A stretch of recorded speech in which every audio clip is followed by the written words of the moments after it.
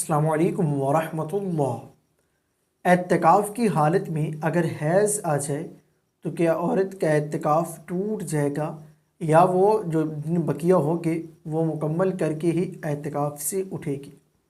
دیکھیں شریعت اس کے متعلق کیا کہتی ہے، آج کی ویڈیو میں ہم یہ جانیں گے۔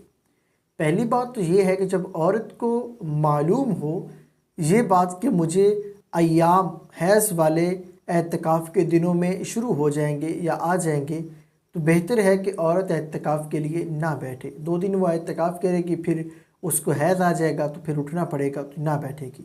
دیکھیں پہلی بات یہ سمجھے کہ جیسے ہی عورت کو حیض آئے گا اسی وقت اس کا جو اعتکاف ہے وہ ٹوٹ جائے گا۔ اب اعتکاف ٹوٹ گیا، وہ اعتکاف سے کھڑی ہو جائے گی، تو پھر کیا اس کو اعتکاف کی قضا دینی ہوگی، کفارہ ادا کرنا ہوگا؟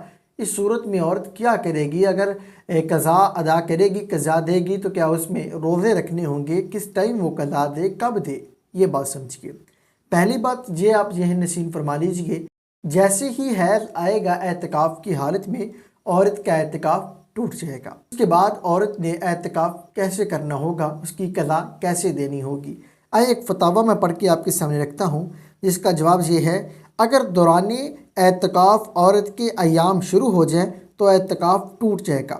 ایسی حالت میں عورت اعتکاف چھوڑ دے اور بعد میں روزے کے ساتھ 1 دن کے اعتکاف کی قضا کرے۔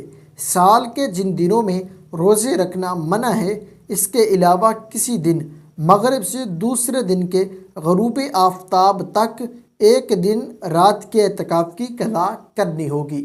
دیکھیں آپ کو سادہ کر کے میں عرض کروں تو وہ یہ کہتے ہیں کہ اگر عورت کو اعتکاف کی حالت میں حیض آ جائے، اعتکاف اس کا ٹوٹ جائے گا، پھر رمضان المبارک کے اندر ہی اس کو ماہواری کے دن جو تھے وہ ختم ہو گئے تو پھر وہ قضا کر لے۔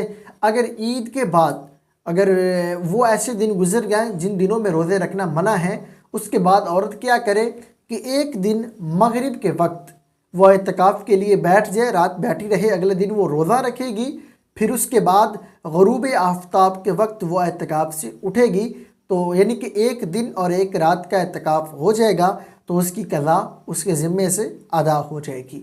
میں امید کرتا ہوں میری بات آپ کو اچھے سے سمجھ آ گئی ہوگی۔ مجھے دعاؤں میں یاد رکھیے گا۔ اللہ حافظ۔